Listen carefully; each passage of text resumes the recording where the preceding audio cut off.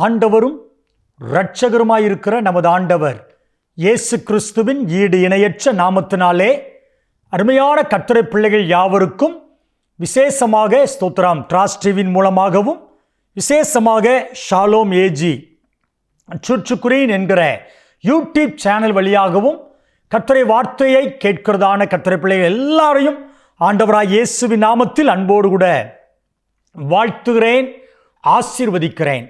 கர்த்தர் உங்களை அமேன் ஸ்தோத்திரம் சியோனிலிருந்து ஆண்டவர் ஆசீர்வதிப்பாராக. அருமையான கர்த்தருடைய பிள்ளைகளை, எங்கள் சபையின் மூலமாக உங்கள் சமாதானத்தின் நேரம் இந்த நிகழ்ச்சி ஒவ்வொரு அமேன் ஸ்தோத்திரம் வாரமும் இதே நேரத்தில் வருகிறது. பார்க்க அன்போடு கேட்கிறேன். உங்களுக்காக ஜெபிக்க வேண்டும் என்று விரும்பினால் என்னோடு கூட என் தொலைபேசி எண்களை நீங்கள் தொடர்பு கொள்ளலாம். தனிப்பட்ட ஜெபத்திலும் விசேஷமாக கர்த்தர் நல்லவர் சபையின் ஜெபங்களிலும் உங்களுக்காக ஜெபிக்க நாங்கள் ஆயத்தத்தோடு கூட இருக்கிறோம். ஒருவேளை இதை பார்க்கிற கர்த்தருடைய பிள்ளைகள் எந்த ஒரு ஆவிக்குரிய ஆலயத்திற்கும் நீங்கள் கடந்து போகலன்னு சொன்னால் எங்களோடு வந்து ஆராதிக்க நீங்கள் வரலாம். என் தொலைபேசி எண்களை தொடர்பு கொள்ளுங்கள். அல்லது ஸ்தோத்திரம் தேவனுடைய வார்த்தை முடிந்தவுடனே எங்கள் சபையினுடைய ஆராதனை நேரங்கள் வருகிறது. அதை பார்த்து நீங்கள் எங்களோடு வந்து நீங்கள் எங்களை ஆராதிக்கலாம். நிச்சயமாய் ஸ்தோத்திரம் தேவ நாமம் மகிமைப்படும். இந்த புதிய மாதத்தில் அருமையான கர்த்தருடைய பிள்ளைகளே, ஒரு வாக்குத்தத்த வசனத்தில் இருந்து கர்த்தருடைய வார்த்தையை நான் உங்களுக்காக கொடுத்து உங்களுக்காக ஜெபிக்கிறேன். ஏசாயா தீர்க்கதரிசன புஸ்தகம் 51ஆம் அதிகாரம் அதனுடைய 11வது வசனத்தை நான் வாசிக்கிறேன். அப்படியே கர்த்தரால் மீட்கப்பட்டவர்கள் ஆனந்த களிப்புடன் பாடி சியோனுக்கு திரும்பி வருவார்கள். நித்திய மகிழ்ச்சி அவர்கள் தலையின் மேல் இருக்கும். சந்தோஷமும் மகிழ்ச்சியும் அடைவார்கள். சஞ்சலமும் தவிப்பும் ஓடிப்போகும். ஆமென். நித்திய மகிழ்ச்சி அவர்கள் தலைமேல் இருக்கும். மகிழ பண்ணுவேன். சஞ்சலத்தையும் தவிப்பையும் உன்னை விட்டு நான் அப்புறப்படுத்துவேன் என்று இந்த மாதம் ஆண்டவர் நமக்கு வாக்கு கொடுக்கிறார். இதை கேட்டுக்கொண்டிருக்கிற அருமையான கர்த்தருடைய பிள்ளைகளே, ஒருவேளை சஞ்சலத்தோடு, ஒருவேளை வேதனையோடு, கடன் நெருக்கத்தினால, ஸ்தோத்திரம் வியாதியின் கொடூரத்தினால, அல்லது ஏதோ ஒரு பிரச்சனையினால நீங்க நொந்து போய் அமேன் வேதனையோடு கூட சஞ்சலத்தோடு அவமானத்தோடு கூட நீங்க இருப்பீங்கன்னு சொன்னா ஆண்டவர் உங்களை பார்த்து சொல்லுகிறார், உன்னை நான் சந்தோஷப்படுத்துவேன். உன் சஞ்சலமும் உன் தவிப்பும் உன்னை விட்டு ஓடி போகும். விசுவாசிக்கிற கர்த்தருடைய பிள்ளைகளே, விசுவாசிங்கள். இந்த வார்த்தை அப்படியே நம்புங்க. ஆண்டவர் சொன்னா நிச்சயமாய் அது நிறைவேறும். ஆண்டவருடைய வாக்கு தத்தங்கள் எல்லாம் கிறிஸ்துவுக்குள் ஆமென் என்றும் ஆமென் என்றும் இருக்கிறது. அதை நிறைவேற்ற ஆராதிக்கிற தேவன் உண்மையுள்ளவர். அருமையான கர்த்தரை பாருங்க, ஸ்தோத்திரம். கர்த்தரால் மீட்கப்பட்ட தேவனுடைய பிள்ளைகள் அழகாக சொல்லுகிறார், இந்த சஞ்சலமும் தவிப்பும் யாரை விட்டு கடந்து போகும்? யார் தலையின் மேல சந்தோஷ நிறைவாய் இருக்கும்? கர்த்தரை ஆராதிக்கிற தேவனுடைய பிள்ளைகள் மேல என் ஜனங்கள் என்று சொல்லுகிறார். மீட்கப்பட்ட ஜனங்கள் என்று சொல்லுகிறார். யோசித்து பாருங்க. இதை பார்க்கிற அன்பு தேவனுடைய பிள்ளைகளே, நீங்க ஆண்டுடைய பிள்ளையாய் ஆண்டவரை ஏற்றுக்கொண்டு அமேன் ஸ்தோத்திரம் மூழ்கி ஞானஸ்தானம் எடுத்து அமேன் திருவிருந்தில் ஒவ்வொரு மாதமும் ஆலயத்தில் கர்த்தரை பந்தியில பங்கு பெற்று ஆலய ஆராதனையில் ஒவ்வொரு வாரமும் தவறாமல் ஆண்டுடைய ஆலயத்தில் பங்கு பெற்று கர்த்தரை பரிசுத்த உள்ளத்தோடு சேவிப்பீங்கன்னா நீங்க தேவ ஜனங்கள். ஆண்டவர் நல்லவர். வேதம் சொல்லுகிறது பாருங்க, ஸ்தோத்திரம் 1 சாமுவேல் 2:30 சொல்றாரு, என் ஜனங்கள் என்னை கனம் பண்ணுவார்கள். யார் தேவ ஜனம்? ஆண்டவரை கனம் பண்ணுகிறவர்கள் தேவ ஜனமாம். யாத்திராகமம் 8:1 சொல்றாரு, தேவனை ஆராதிக்கிற என் ஜனங்கள், என் ஜனங்களை ஆராதிக்கும்படி ஆராதிக்கிறவங்க தான் தேவ ஜனம். அது மாத்திரம் யாத்திராகமம் 31:14 ஓய்வு நாளை கடைபிடிக்கிறவர்கள். ஒருவேளை பழைய ஏற்பாட்டில் அது ஓய்வு நாள் சொல்லப்பட்டாலும் புதிய ஏற்பாட்டில் வாரத்தின் முதல் நாள் நம்ம எல்லாரும் கூடி ஆராதிக்கிறோமே, ஆராதனை நாள். ஆண்டவருக்கு மகிமை உண்டாகட்டும். என்னாகமம் 23:9 என் ஜனங்கள் தனித்து வாசம் பண்ணுவார்கள். உலகத்தின் ஜனங்களுக்கும் என் ஜனங்களுக்கும் வித்தியாசம் இருக்கும் என்று ஆண்டவர் சொல்றார். ஆமென். கர்த்தர் நல்லவர். ஏசாயா 43:21 ஆமென். அவருடைய ஜனம், அவருடைய பிள்ளையாய் அவரை பின்பற்றுகிற கர்த்தருடைய பிள்ளைகளாய் இருக்கிறவர்கள். ஏசாயா 60:10 சொல்றாரு, அவரை தேடுகிற, என்னை தேடுகிற என் ஜனம். அருமையான ரட்சிக்கப்பட்டு ஞானஸ்தானம் எடுத்து கர்த்தருடைய பந்தில பங்கு பெற்று பரிசுத்த உள்ளத்தோடு ஒவ்வொரு வாரமும் கர்த்தருடைய நாளை மகிழ்ச்சி நாள் என்று எண்ணி கர்த்தரை ஆராதித்து அவரை தேடும்போது அவர் ஜனமாய் நாம் தொடர்ச்சியாக முன் சென்று கொண்டே இருக்கிறோம். அந்த ஜனங்கள் மேல கர்த்தர் சொல்கிறார், மகிழ்ச்சியை நான் செய்வேன். தலை மேல மகிழ்ச்சி இருக்கும். இந்த நிகழ்ச்சியை பார்க்கிற சகோதரா சகோதரியே பிள்ளைகளே, ஒருவேளை வேதனையோடு கூட இருக்கலாம், நீ கண்ணீரோடு கூட இருக்கலாம். உன் வேதனை நீங்கும். உன் தலையின் மேல சந்தோஷத்தை கர்த்தர் இந்த மாதத்துல வர்ஷிக்க பண்ணுவாராக. என் துக்க நாட்கள் எல்லாம் முடிந்து போவதாக. என் சஞ்சலம் தவிப்பும் ஓடி போவதாக. பாருங்க, ஸ்தோத்திரம். ஒரு சில சம்பவத்தை நான் வேகமா பைபிள்ல இருந்து சொல்லுகிறேன். சஞ்சலத்தோடு கூட இருந்ததான, ஸ்தோத்திரம், வேதனையோடு கூட இருந்ததான ஜனத்துடைய வேதனையை கர்த்தர் மாற்றி அவர்களை சந்தோஷப்படுத்தினார். பாருங்க, ஸ்தோத்திரம். எஸ்தர் புஸ்தகம் 3ஆம் அதிகாரம் அதனுடைய 15வது வசனத்தை நான் வாசிக்கிறேன். அந்த அஞ்சற்காரர் ராஜாவின் உத்தரவினால் தீவிரமாய் புறப்பட்டு போனார்கள். அந்த கட்டளை சூசான் அரண்மனையில் பிறந்தது. ராஜாவும் ஆமானும் குடிக்கும்படி உட்கார்ந்திருந்தார்கள். சூசான் நகரம் கலங்கிச்சு. அங்க ஒரு கலக்கம் உண்டாகுது. ஸ்தோத்திரம். ஆமான் என்கிறதான யூதருக்கு எதிரியான ஒரு மனுஷன் எழும்புகிறான். அங்கே சொல்லுகிறான், யூதர்கள் எல்லாவற்றையும், தேசத்தில் இருக்கிற எல்லா யூதர்களையும் கொன்னு குவிக்க வேண்டும். ஸ்தோத்திரம். தனிப்பட்ட ஒரு மனிதன் மேல இருக்கிற பகை தேசத்தில் இருக்கிற எல்லாரையும் அழிக்க வேண்டும் என்று அவன் ஸ்தோத்திரம் அப்படி சொல்லுகிறான். அருமையான கர்த்தருடைய பிள்ளைகளே, நடந்தது தெரியும். அன்னைக்கு சூசான் நகரமே கலங்கினது, தவித்தது.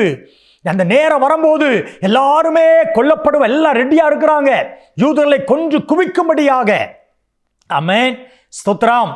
ஆனா வேதம் அழகாக சொல்லுகிறது, அருமையான கர்த்தருடைய பிள்ளைகள், அதே புஸ்தகத்துல நமக்கு தெரிந்த காரியம்தான். ஆண்டவருடைய வார்த்தை அழகாக சொல்லுகிறது, அவர்கள் யூதருக்கு எதிரியான ஜனங்கள் எதிரிகளை எப்படியாவது மேற்கொள்ளலாம் நினைச்சாங்க. அதே நாள்ல யூத ஜனங்கள் மேற்கொண்டார்கள். வேலையை பார்க்கிற அருமையான கர்த்தருடைய பிள்ளைகளே, எனக்கு விரோதமாய் இப்படிலாம் எழும்பி காரியங்களை செய்யறாங்களே, எனக்கு விரோதமாலாம் பேசுறாங்களே, நிந்திக்கிறாங்களே, அவமானப்படுத்துறாங்களே, நான் கொடுத்ததை கூட கொடுக்க முடியலையே, எனக்கு விரோதமான எழும்புறாங்க. நீங்க அமைதியா தேவ சமூகத்தில் காத்துருங்க. ஆண்டவர் நல்லவர். இவர்கள் யூதருக்கு என்ன செய்ய நினைச்சாங்களோ அதை யூத ஜனங்கள் அவர்களுக்கு செய்தார்கள். காரியம் மாறுதலாய் முடிந்தது. ஆண்டவர் நல்லவர். அருமையான கர்த்தருடைய பிள்ளைகளே, எஸ்தர் ராஜாத்தின் உபவாச ஜெபம். ஆண்டவருடைய பிள்ளைகள் ஒன்றை கற்றுக்கொள்ளுங்கள், உபவாசித்து ஜெபிக்க கற்றுக்கோங்க அதிகமாய். ஆமென், ஸ்தோத்திரம். எஸ்தர் ராஜாத்தி ஆண்டவருடைய பிள்ளையா இருந்தாலுமே உபவாசித்து அவங்க சொல்றாங்க, நானும் என் தாதிமாரும் இரவும் பகலும் மல்லும் பகலும் புசியாமல் குடியாமல் குடிக்க மாட்டோம், புசிக்க மாட்டோம், தேவ சமூகத்தில் காத்திருப்போம். ஆண்டவரே உபவாசிங்கன்னு சொல்லி இருக்கிறார் அல்லவா. தேவை வந்தாதான் உபவாசிக்கணும் இல்லை பிள்ளைகளே. நம்முடைய வாழ்க்கை ரொட்டீனா அந்த உபவாச ஜபம் இருக்கட்டும். ஸ்தோத்திரம். ஆலயத்தில் எந்த கிழமையில உபவாச ஜபமோ, ஸ்தோத்திரம். ஒருவேளை நீங்க வேலை பார்க்கிற ஆளா இருந்தாலும் பரவாயில்ல, வாரத்தில் ஒரு நாள் நேரம் எடுத்து ஒரு 2 அல்லது 3 மணி நேரம் ஏதாவது ஒரு ஆகாரத்தை, 3 வேளையில ஏதாவது ஒரு ஆகாரத்தை உண்டாமல் ஒரு 3 மணி நேரமோ 2 மணி நேரமோ தேவ சமூகத்தில் காத்திருந்து உபவாசித்து ஜெபம் பண்ணுங்க. அது உடலுக்கு ஆரோக்கியம், மனதிற்கு ஆரோக்கியம். அது மாத்திரமல்ல, ஸ்தோத்திர, சத்துருவினை தொட முடியாது. குடும்பத்துக்கு பலன், குடும்பத்துக்கு ஆசீர்வாதம், என் பிள்ளைகளுக்கு மேன்மை. ஸ்தோத்திரம். உபவாசத்தின் மேன்மை அறிந்து கொள்ளுங்கள். ஸ்தோத்திரம். இயேசு உபவாசிக்க வேண்டிய அவசியமே இல்லை. ஆனா இயேசு கிறிஸ்து 40 நாள் உபவாசம் பண்ணினார். யோசித்து பாருங்க. ஆண்டவர்லாம் சாப்பிடாம இருக்க அவசியம் இல்லை, அவர் தேவன். ஆனாலும் நமக்கு முன்மாதிரியாய் அவர் காட்டியிருக்கிறாரே. உபவாசம் ஜெபிக்கிறோமா? ஆலயத்தில் உபவாசித்து, நான் எப்பவும் ஜனங்கள்ட்ட சொல்லுவேன், ஞாயிற்றுக்கிழமை கூட நீ கர்த்தரை ஆராதிக்க வரும்போது முடிந்தால் காலையில வர்ற கர்த்தரை பிள்ளைகள் ஸ்தோத்திரம் காலை ஆகாரத்தை உண்ணாமல் வந்து ஆராதிங்க. பைபிள்ல சொல்லப்பட்டிருக்கிறது, அவர்கள் உபவாசத்தோடு தேவன் ஆராதித்தார்கள். ஸ்தோத்திரம். உபவாசத்தோடு ஆராதிக்கும் பொழுது நிறைய நன்மையான ஆசீர்வாதங்களை தேவன் தருகிறார். ஜபத்துக்கே பதில் கிடைக்குது. அது உபவாசித்து உடலை ஒடுக்கி ஜபிக்கும் போது எவ்வளவு காரியம் செய்வார். எஸ்தரின் காரியம், யூதரின் காரியம் அன்றைக்கு மாறுதலாய் சந்தோஷமாய் முடிந்தது என்று வேதம் சொல்லுகிறது. கர்த்தருடைய பிள்ளை, காரணம் அவருடைய ஜெபம், ஆண்டவர் மேல வைந்த வைராக்கியம், ஆண்டவரோடு கூட இருந்த உபவாச ஜெபம். இரண்டாவது ஒரு காரியத்தை சொல்லுகிறேனே, நெகேமியாவின் புஸ்தகம் 4ஆம் அதிகாரம் 8வது வசனத்தை வாசிக்கிறேன். எருசலேமின் மேல் யுத்தம் பண்ண எல்லாரும் ஏகமாய் வரவும் வேலையை தடுக்கவும் கட்டுப்பாடும் பண்ணினார்கள். ஸ்தோத்திரம். நெகேமியா காலத்துல, எஸ்ரா காலத்துல ஆமென், தேவனுடைய ஆலயத்துடைய அல்லங்கங்கள் ஸ்தோத்திரம் கட்டப்படுது. ஆமென், கட்டப்பட வேண்டும் என்று நெகேமியா ராஜாத்த உத்தரவு கேட்டுக்கொண்டு அது கட்டுமான வேலையை ஆரம்பிக்கிறார். ஒவ்வொரு ஆமென் அல்லங்கத்துடைய அல்லங்கங்கள் ஒவ்வொரு வாசல் படி ஆமென் கட்டப்படுகிறது. 10 வாசல்களை 10 பிரபுக்கள் சேர்ந்து கட்டினார்களாம். அதை கட்ட ஆரம்பிக்கும் போது இதே போல சத்துருக்கள் எழும்பி கட்டக்கூடாது, யுத்தம் பண்ணுவோம். எவ்வளவு கலக்கமா இருக்கு யோசித்து பாருங்க. சிலர் ஃபோன் பண்ணும்போது, பாஸ்டர் நாங்கள் ஒரு இன்ஜினியரை நம்பி பணத்தை கொடுத்தோம், முக்காவாசி கொடுத்துட்டோம், ஸ்தோத்திரம், சிலர் முழுமையா கொடுத்துட்டோம், ஆனா வீட்டு வேலையை முடிச்சுட்டு இன்னும் பணம் கொடுத்தாதான் செய்வோம். நான் ஒரு வீட்டுக்கு போறேன், அந்த வீட்டில் ஸ்தோத்திரம் புது வீடு, அவர் பணம் கொடுத்து அவங்க ஸ்தோத்திரம் வெளியூர்ல இருந்து வீடு கட்டினாங்க. பணம் கொடுத்து வீடை கட்டி வீடக பால் காய்ச்சி ஒரு வருஷம் கூட ஆகல, மேல உள்ள பூச்சி மணலாம் கீழே விழுந்து, நல்ல வேலை யாருக்கு அடிப்படலை. பாருங்க ஸ்தோத்திரம் எப்படி வேலை செய்யறாங்க பாருங்க. பணத்துக்காக ஆசைப்பட்டு வீடை ஒழுங்கா கட்டாம ஸ்தோத்திரம், ஆண்டவர் நல்லவர், பணத்தை வாங்கிக்கிட்டு இன்னும் எக்ஸ்ட்ரா பணம் வேணும் சண்டை போட்டு போலீஸ் ஸ்டேஷன் போய் அமேன் ஸ்தோத்திர குடும்பத்தாரை இழுத்து அப்படிலாம் செய்யற ஜனங்கள் இருக்கிறாங்க. அமேன் ஸ்தோத்திரம். நம்ம கனவு இல்லோன்னு சொல்லுவோம், பணத்தை அவன் லோன் போட்டு ஆண்டவனை கொஞ்சம் கொஞ்சமா குருவி சேர்க்கிற மாதிரி சேர்த்து வச்சு ஒரு வீடை கட்டுவோன்னு பார்த்தாங்க, என்ஜினியர் ஏமாச்சிடுறான், அவன் வேலை செய்யற பிள்ளைங்க ஏமாத்திடுறாங்க. இதெல்லாம் நடக்குது இல்லையா? இவ்வளவு வேதனை. ஸ்தோத்திரம் கர்த்தரே பிள்ளைகளே, ஆனா வேதனை அல்லங்க கட்ட முடியலையே. ஸ்தோத்திரம். நெகேமியா தேவ முகத்தை நோக்கி பார்த்து ஒவ்வொரு நேரமும் தேவனுடைய முகத்தை பார்த்து பார்த்து ஜெபம் பண்ணி தொடர்ந்து அந்த ஆண்டவருக்கு மகிமை உண்டாகட்டும்.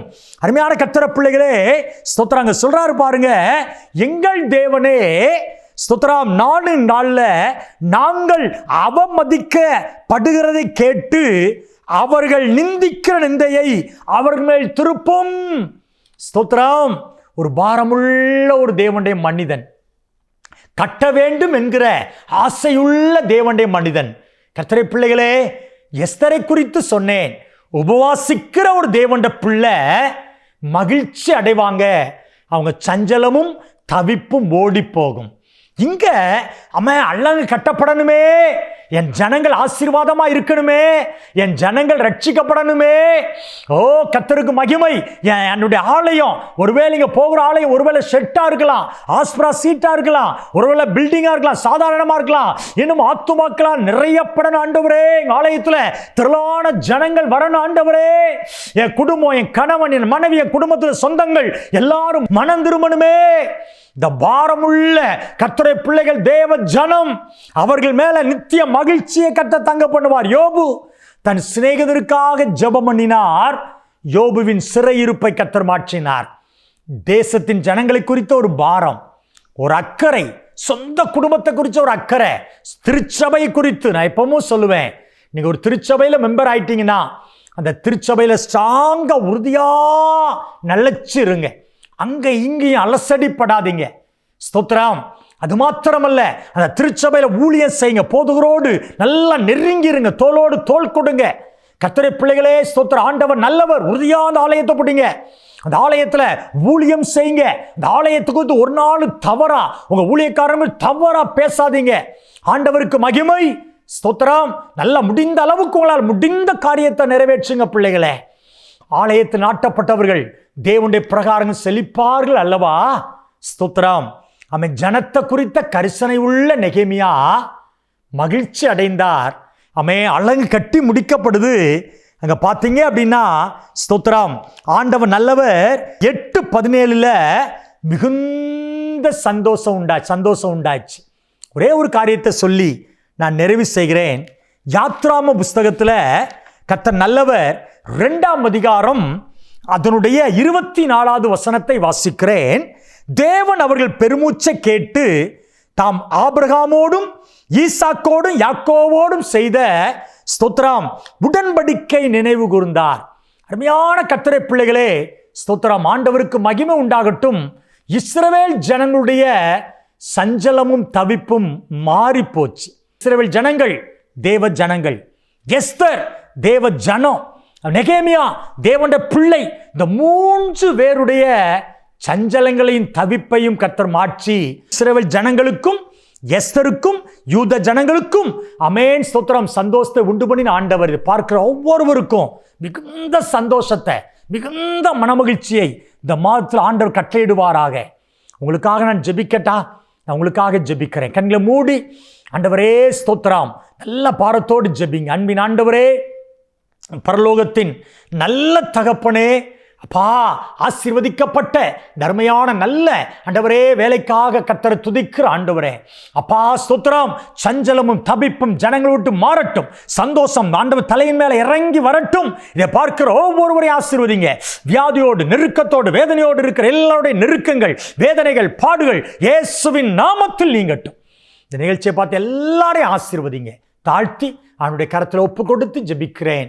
இயேசு கிறிஸ்துவின் நல்ல நாமத்தில் தாழ்மையோடு ஜெபிக்கிறேன் எங்கள் நல்ல பிதாவே. ஆமென், ஆமென். God bless you.